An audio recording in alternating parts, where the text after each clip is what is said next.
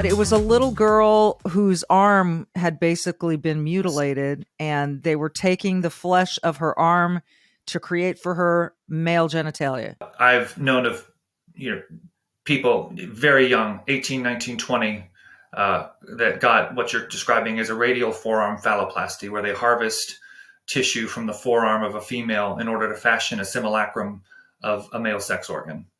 And these surgeries are highly complex. They're not repairing the body, they're disfiguring it intentionally with the goal of appearing more like the opposite sex. And I know of one case, or at least on Instagram, where a woman who had that operation done wound up with an ileostomy bag and was urinating out of her anus, and had 30 corrective follow-up surgeries. These are brutal, brutal operations.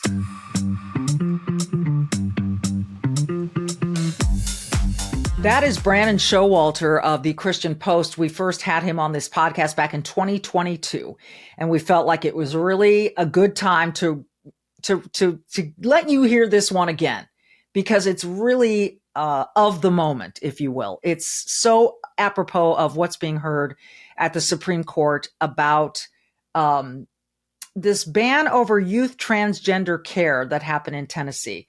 Before we finish that thought, let me just say we'd love to have you as a subscriber. Please just hit that subscribe button wherever you're listening or watching. It helps us. It's free to you, and you make sure that you get the podcast in your mailbox all the time. It's right there for you. So we'd love to have you. Give us a review, whatever. Thank you for your support. So the Supreme Court, they're saying, appears ready to uphold the Tennessee ban on youth transgender care. We're talking about transgender surgeries, cross-sex therapy, hormones, puberty blockers, whatever you want to call it, medical interventions before the age of 18. That has been banned in Tennessee. SCOTUS is hearing an appeal to that ban. And this is really interesting. The times they are changing when it comes to this. We know that in the UK and other places, they are banning these surgical interventions for people under 18. Your brain is not fully developed. Why would you be making this life-altering, decision when you're 12 or 13 years old? So this is a really great podcast to serve up to you once again in this day and age. We're only 2 years later, but it seems like a lot of things are changing very rapidly in this area. So we wanted to give you this again. This is Brandon Showalter of the Christian Post. It's really powerful. Hope it helps you sort of get your mind set about these issues that we're dealing with. Whether you agree with him or disagree with him, we hope it makes you think. Here's Brandon Showalter. So often when we think of child abuse, we think of domineering parents hitting their children, emotionally abusing their children. It's an awful, awful thing that normal people, mentally rational people, would not tolerate if they viewed it. And yet there's something going on with our youth in America today, really all over the world, that is kind of weird. And many people will call child abuse. And that is disfiguring kids so that they can transition from one gender to the other. And I'm happy to welcome onto the show Brandon Showalter. He writes for the Christian Post. And Brandon, I'm just going to say it, before we came on camera, you said this is some of the worst child abuse I've ever seen. Let's start there. What are you seeing right now that is happening to kids who are transitioning? Well, at this point, Michelle, I've lost count how many phone calls I've received from parents who have been absolutely shattered as they're teenagers usually, but this is happening to younger children as well, have been lured into this experimental medicalization, these transgender, gender-affirming care, as the euphemism goes. I've been on this beat for several years now, recently appeared in Tucker Carlson's documentary on this issue, and there are others in the works. But it's absolutely horrible. And there are parents who are actively participating in the abuse of their children. There are some of those. But the real abuse, the child abuse that's happening, is at the hands of these clinicians and doctors who lie to parents and tell them that their children will wind up dead by suicide unless they allow their child to go on blockers and then cross-sex hormones and then perhaps a disfiguring surgery. Not necessarily in that order. Sometimes in the case of teenage girls, they'll cut the breasts off of those young women as young as 13. But it's all this sort of psychological gaslighting that happens within the medical system. And sometimes parents are a part of that if they want attention for themselves. But oftentimes parents are just lied to. But yes, this is some of the most grossly unethical medicine. I don't even like to call it that we've ever seen. And it's just monstrously abusive. And it's becoming all the rage because it's marketed as an identity to these kids via social media, Tumblr, YouTube, Instagram, all of that. We see that in TikTok, of course. And so let me step back here and take sort of a big picture of what you just said. Parents will call you, and you get letters or calls from parents. And are they reaching out to you because they know you're on the beat? How are you becoming a hub for this information? Well, at the Christian Post, I have been reporting critically. I'm not the only one at my publication, but have been one of the main people here who have been writing articles covering the events and the developments all over the world, but especially here, what's going on legislatively. I covered what happened with the Tavistock Clinic pretty thoroughly over in England. That is now being closed next year after an independent review. So people are desperate for information, and they realize that the legacy press, the mainstream media, is lying to them. And so they're looking for alternatives, and somehow they find me on Twitter, or they saw a speech I gave on YouTube, and somehow they managed to reach out. So there's just many ways where they find their way over to the Christian Post. But we view this issue, my editors do, as an existential one. And so we're not going to budge and use any of the linguistic manipulation that the legacy press so frequently uses. We don't use now people or that kind of thing. Right, yes, gender-affirming care is the name that it has been given, right? Gender-affirming care. So you're at the Christian Post. Some of our viewers must say, well, he already has an automatic bent. He's from a religious perspective. And what about people who are, not religious, et cetera, et cetera? How do you answer that as part of your viewpoint on this issue? Yes, there are parents who are Christians that call me, but I hear from plenty of, atheists and other non-religious people as well. And, of course we do. I mean, we are open. We have a perspective. We are the Christian Post. That's not exactly a secret. But if you read our reporting, we're not Bible banging in the articles. I mean, we're just telling the truth. We're talking about the science. We don't employ genderist euphemisms in our coverage. And so, people don't feel like they're preached at because they just see us reporting scientific truths. And the truth is true, whether it's coming from a mouth of a Christian or it's coming from a mouth of an atheist. It's universal. It's objective. So, and of course, my faith is important to me, but I don't feel the need to beat people over the head with the Bible, certainly. And I'm happy to help because this is a medical scandal and that affects everybody. How did you first come onto this beat? What, in other words, it's this story, this phenomenon seems to have been really gaining steam here in the last few years. So when did you first note that something may be amiss here or just different, changing? 2016 is when I got started here in journalism at CP, and it was shortly thereafter where I saw news articles where a male would be referred to as she and her, and it would confuse me because there were actual females also in the news article, and I was just trying to sort out, well, who's it talking about here? Because it looks like they're calling someone a she, but they're not female, and then I realized that they were overriding the rules of language, and so that really alarmed me. It felt Orwellian. And then I learned about the medical stuff that was going on, and I thought, surely they're not doing this to youth. But then one day I learned what the blockers were, the hormone blockers to halt natural puberty, and something inside me snapped. That was probably late 2016 or early 2017. And I remember thinking that my head was going to spin off my body. I liken it to the time when I was a 14 or 15-year-old boy, and I read my parents' Reader's Digest. It was the cover story about female genital mutilation, Waris Deary, the supermodel. And I just remember feeling that visceral sense of horror that evil like this existed. And it was the same kind of feeling when I learned that they were actually giving drugs to kids to halt a natural body process. And I just knew that I couldn't look away. And so we dug in. And yes, it's been a remarkable change in the last year, especially as public awareness has increased about these atrocities that are going on. I mean, I think the fallout's going to be huge. People are starting to finally ask some of these vital questions. There have been some documentaries. Matt Walsh's film has been hugely instrumental in sort of raising the public awareness about this. But we're looking at an atrocious medical scandal. And those are strong words. So you've heard me talking about sleep cream, and I've had friends and family members come up to me and say, does that stuff really work? Yes, it does. So let me explain.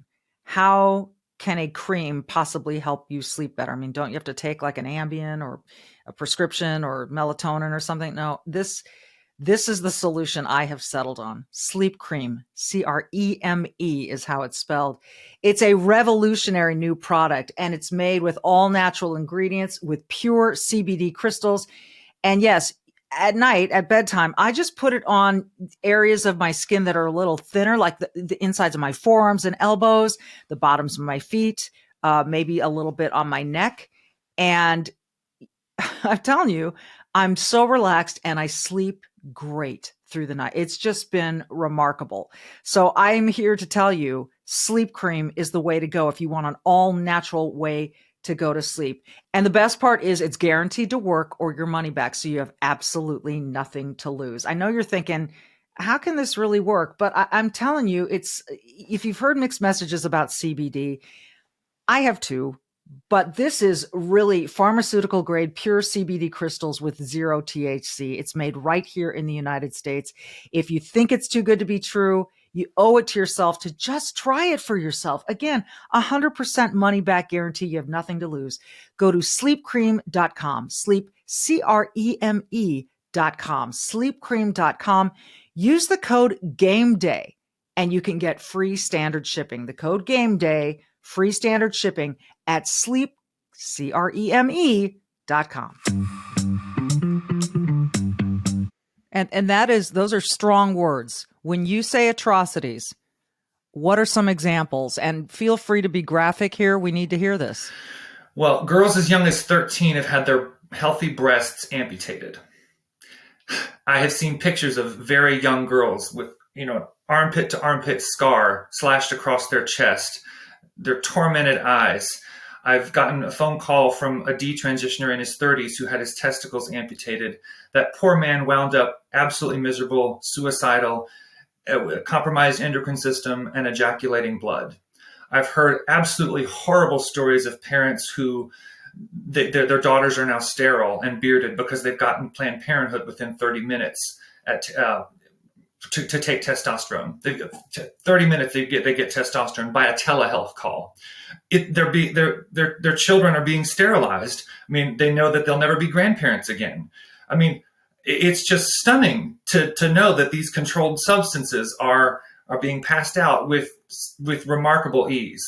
No safeguards, no mental health evaluations, no psychiatric tests. It's gone. It's running rampant across their culture. Kids in school being taught that they can pick their gender from a list of, I think, 72 or however many. I mean, it starts very, very young. And before you know it, guidance counselors are making referrals to their kids behind the parents' backs that here's a local gender clinic where you can explore some resources.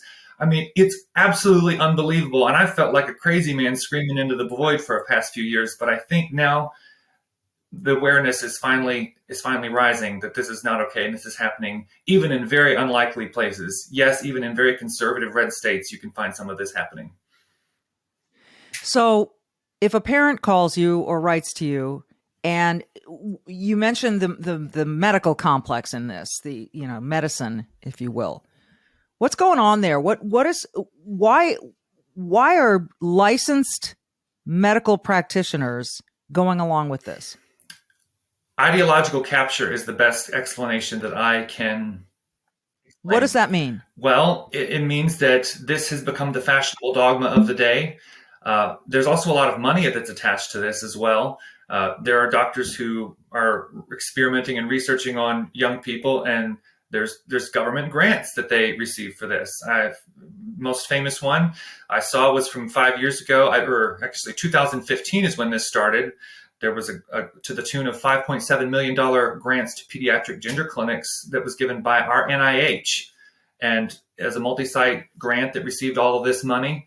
And I saw a FOIA document, a progress report from that study midway through, and an endocrinologist that I know unearthed the fact that they had lowered the age for the cross-sex hormone cohort inclusion criteria from 13 years old to 8 years old. So we're talking about experimenting on very young kids, but there's money. I mean, and think about it this too, Michele. If you can get a kid on blockers and then hormones, then maybe a surgery, that's a lot of medicalization. That's a lot of money. They're going to be a lifelong medical patient because of what all of those drugs are going to cause in that young person's body in pursuit of a physiological impossibility. They'll be a medical patient for life. So it behooves us to ask, well, who benefits from this? Why if doctors who went to medical school and presumably know biology, why would they ever go along with something so anti-scientific? Well, there must be some reason. Ideology is part of it, but I think the money is also another aspect that we can't ignore. That it's such a suggestion that makes me think, no, this can't possibly, a little extra money couldn't possibly lead to this. But what I want to do is take a quick break, and I want to come back and talk to you about what's going on in schools, because as you said, there are some teachers who are steering kids, for lack of a better term, at least toward getting professional help for this, and why parents aren't more involved. Back right after this. Hey, so I know how uncertain things feel right now. Prices are up, the markets are unpredictable, and we're even hearing whispers about, World War III. And like many of you, I wanted to understand how to prepare my portfolio for these turbulent times, which led me to learn more about American Independence Gold. Gold and silver have historically stood the test of time through wars, recessions, and market crashes. They're not just investments. They represent stability and peace of mind for families like mine. And right now, I'm holding a gold bar from American Independence Gold in my hands. It's real, it's heavy, and it could be yours when you open a gold IRA with $10,000 or more. American Independence Gold is a veteran-owned company that supports our military families and first responders. Plus, they cover custodial fees for life on qualifying accounts. Take your first step toward diversifying your portfolio. Do it today with American Independence Gold. Text the word GOLD to 717767 for a free investment guide. Again, just text the word GOLD to 717767. Discover how gold and silver could fit into your portfolio with American Independence Gold. Text GOLD to 717767 now. Brandon Showalter writes for the Christian Post, and he writes a lot about, I'll just read you a few of the headlines. Generation indoctrination, what's being done to protect kids legally from gender ideology. Generation indoctrination, inside the roots of the trans movement. And that's where I want to go. If you can get to the very beginning of this, the genesis of this thing, what is it? I mean, to what end do we want to change people's gender? Why would someone try to influence that? Well, for me, the only explanation that I have that makes any sense is just there is such a thing as radical evil. And what could be more radical evil? And obviously my faith makes sense of this, but even for people who don't share my faith, then that's fine. I think there is good and evil. And what could be more evil than confusing a child about the most basic things about his or her own body? We did, in addition to those articles you mentioned, we have a podcast series called Generation Indoctrination, where we explore the various dimensions of this. But as I was saying a moment ago, there's a lot of money to be made here. And my faith has something to say about that too. The Lord Jesus Christ said that the love of money is the root of all kinds of evil. And so we do need to ask these very basic questions. Just why is it, out of seemingly nowhere, do we have this explosion of young people who never before in previous generations were gender confused? Have there always been some? Yes, a very minuscule number of them. But we're seeing an extraordinarily huge social contagion, largely fueled by the internet, and it's throughout all of culture, that's telling children that there's something inherently wrong with their bodies. No, you are your body, you're male or female, you can't change that. Biological sex is an immutable trait. So there's many reasons. Then we can talk about some of why we think some of this is, but I think as faith and family has broken down, a lot of this gender dogma has filled the void, and that can't be ignored either. I agree with you. I don't think that can be ignored. I think people are looking for connections. Yeah, they're just there, and attention as well. And especially kids want attention from the time that they're born, basically, until they say, bye, parents, I'm out of here. I got to go live my own life.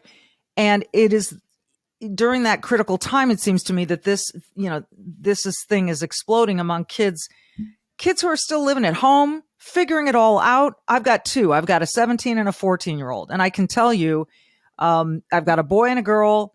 They are naturally very different. They have a lot in common. They don't have a lot in common, but they've gone through their hardships emotionally.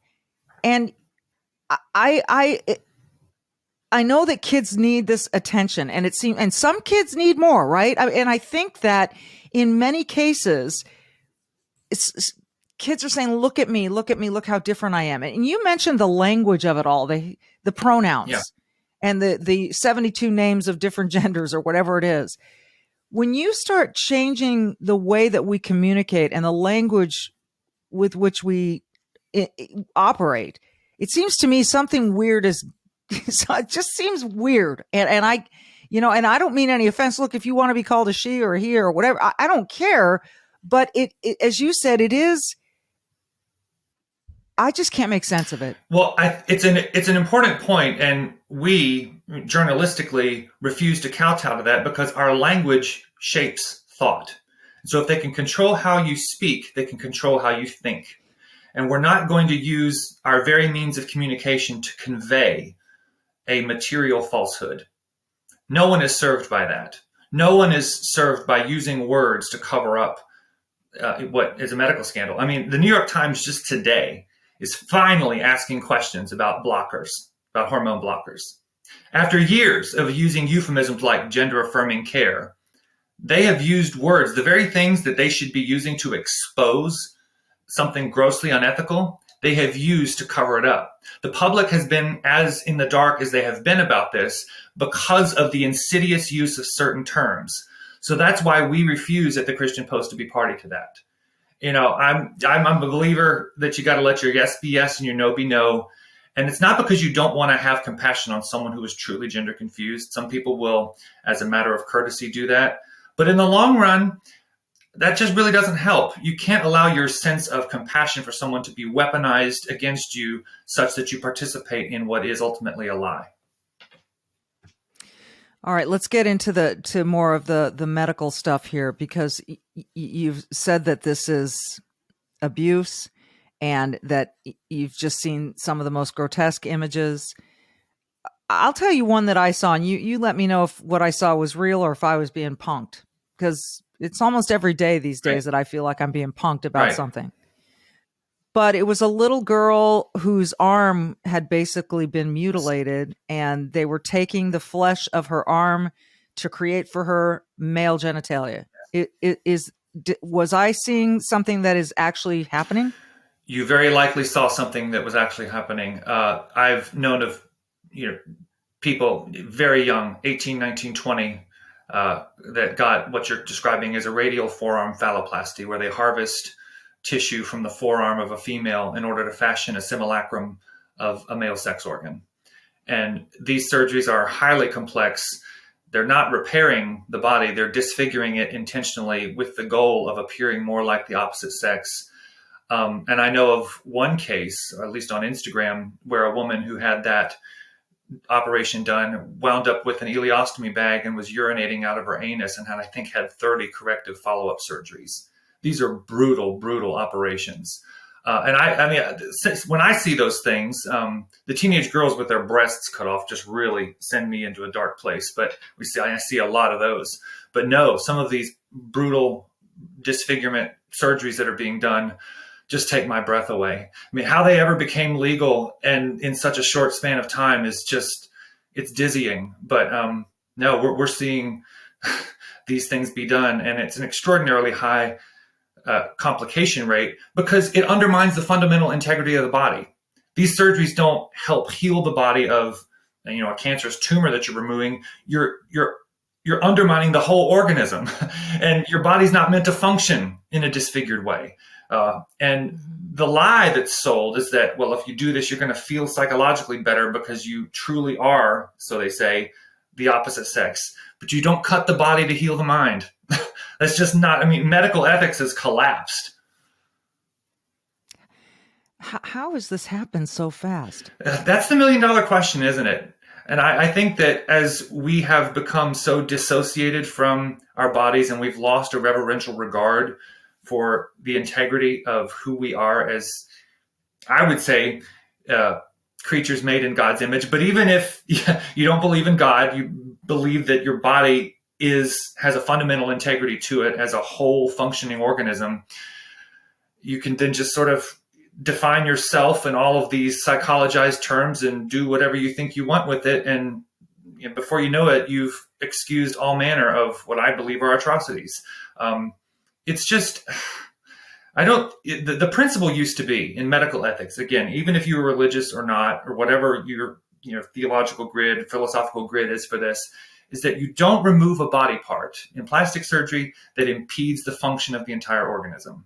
You can't remove a breast unless you've got a cancer or where you're trying to preserve and prevent a disease from overtaking the human body. The intent matters, but you do not remove an organ that will impede the function of your body. If you remove a healthy breast, you will never then be able to breastfeed later in life. You're undermining the function of the body. It's not just a and at that point where the young woman is doing that, she's thinking, well, I'm never going to have to breastfeed because I'm a man and I'm not going to have children. And so I don't care. She doesn't know that. She doesn't really know that. She doesn't, of course, because she's 13 and she doesn't know anything. Are you feeling overwhelmed like so many by the increasing cost of health insurance? Have you had enough of not having control over your healthcare dollars? Well, let me introduce you to ShareRight, healthcare done the right way. At ShareRight, you're not just a number. You're a part of a caring community. And forget about paying excessive premiums. With ShareRight, you stand to save 30 to 50% compared to health insurance. Think about what you could do with all those savings in this day and age. My goodness. But it's more than just savings. ShareRight ensures you've got access to the care you deserve precisely when you need it, from routine checkups to unexpected emergencies. With ShareRight, your health care is their top priority. So empower yourself today by taking control of your healthcare costs. Visit shareright.org/Tafoya to learn more and see how much you can save. Visit ShareRight, ShareRight.org/Tafoya. That's shareright.org/TAFOYA for healthcare done the right way. We require a lot of people to be able to drive, drink, vote, join the army, and yet we're going to go say, yes, you can have a medical overhaul to try to change your gender or your sex, which you can't change your sex because there are chromosomes and just everything you said. Gender, okay. If you want to identify as something else, I suppose that's up to you. But at a young pre-adult age, allowing this. So I want to get into this. A parent takes a child to a specialist. And they're stressed out and freaking out the parent because they're told your child might commit suicide if they can't get this sex change. What is the gaslighting that takes place from that point? How are these parents losing control over this process? The famous line, Michele, is, would you rather have a living daughter or a dead son, or vice versa? That's the line that is used to instill panicked fear in parents who are desperately afraid that their child is going to take their own lives by suicide if they don't allow them to undergo this experimental medicalization. It just gets me so hot under the collar when I hear that, because suicide is such a complex thing, and there are many factors that contribute to that. And you cannot prove that unless you allow your child to be pumped full of blockers and hormones, that they will not kill their lives, take their own lives. The most insidious part about it, I think, is that there actually have been some confused young people that have taken their own lives. That has happened. And so it preys upon a very real fear. But it's a lie because, again, you cannot prove it. And moreover, I've talked to people who, after they went through all of that, they became even more suicidal after that. And in fact, there's the big famous study that's out of Sweden where, because they have centralized medical system over there, they tracked all of the post-operative, what were then known as transsexual persons from, I think 1973 to 2003. They followed for 30 years, and they found that among that group of people who underwent those disfiguring surgeries, they had a 19 times higher hazard of completed suicide, and when you match against population match control groups. So it didn't solve their problems. And you're opening yourself up to a whole world of hurt. And we haven't even begun to discuss the endocrine disease, your liver problems, kidney issues, your heart attacks, all of the other medical risks, in addition to suicide. And this is what gets me the most, is that you're sterilizing people. Does that not just trigger some alarm bells, particularly in the United States, where unfortunately we have a sordid history of experimenting on vulnerable people groups where they were rendered sterile? That does not suddenly become a medically ethical thing to do just because you've got, LGBT stickers everywhere, or just because it's the cause célèbre amongst our elites. No, sterilizing someone if you have cancer, and that might be an unfortunate side effect of, the rough drugs you have to take to get rid of your tumor or your cancer. Not for a psychological problem, absolutely not. You don't just eradicate somebody's fertility because they're confused about their body. Right. Are we in a blip in history, do you think? Or are we at the beginning of something that is only going to get more pronounced? In other words, do you think the pendulum will swing? Do you think, as you said, the New York Times finally may be questioning hormone blockers? Do you think, Brandon, that the attention is coming to this issue in time to stop it from being something it wasn't intended to be, or maybe it was intended to be? I mean, it's so confusing to me as to how the medical industry is allowing this to happen. That's a great question, and people ask me often, is the tide finally turning? Are we finally going to see a turnaround? Are people really waking up? And the answer that I say is yes and no. Yes, we do see increased public awareness, and I celebrate every single game. But until this house of cards collapses, and not one moment sooner, we must continue to raise the alarm. Because, and what is that going to take outside of? I applaud you. You're taking. I mean, you're writing, you're podcasting, you're appearing with me and many others. I'm hopeful, and trying to expose this. How much more is it going to take? I wish I knew, but I do think that lawsuits will be a huge part of the effort. Chloe Cole, who's a detransitioner now, she's 18 years old. She was started on this pathway, I think, at 12 or 13, had her breasts amputated at 15. She's had all kinds of health complications, and she's talking about a lawsuit now. The state statutes of limitations are as low as 1 year in some places, and so we'll see. But I think just as more and more awareness spreads, and there's a critical mass of people who realize that it is as bad as we're saying and probably worse, then maybe we'll see some action. There's various legislation being considered in certain places. Florida's medical board has ruled against this, so there have been some happenings on the legal front. But what's going to be the silver bullet? I wish I knew, but there's a whole cadre of very diverse people: Republican, Democrats, atheists, Christians, feminists, lesbians. You got a broad spectrum of people who are rising up and saying, absolutely not, no, not on our watch. But we need more foot soldiers because the other side has billions of dollars at their disposal, and they practically own the media. So it's just a matter of time before the truth is finally out and undeniable to such a degree that people will not be able to believe. Maybe that's evidence the New York Times is finally questioning it, that we finally cracked the media blockade. We'll see. In the meantime, gender ideologues don't give up on their dogma very easily. This is pretty scary, sad, depressing stuff. And I don't know who I feel for more, the children or the parents of these children. The parents who feel entrapped, who feel I was this is totally unrelated, but I was anorexic when I was 13. My parents would do anything to save me at that point, because it was, it was pretty scary. Yes. And I get a little misty thinking about it, and with my own kids, what I wouldn't do for them. But it's worse now because when your parents, the society didn't reinforce your anorexia. They all agreed it was a problem. Right. Today, the institutions are ready to surround your child and undermine the parents and further their confusion. It would be like back then when you were dealing with that, society rushed around you with laxatives and liposuction. That's what's happening today, yeah. where the institutions have reinforced the confusion and undermined the parents to the point where even social services agencies have intervened and removed custody from some parents, and their children have wound up dead because of this. I know of stories like this. It's absolutely harrowing and excruciating. I can't imagine what they're going through. It's just, I carry their suffering with me as I think of them every night before I go to sleep. Well, you are one heck of a foot soldier, Brandon. Brandon Showalter, the Christian Post. You can find him on Twitter.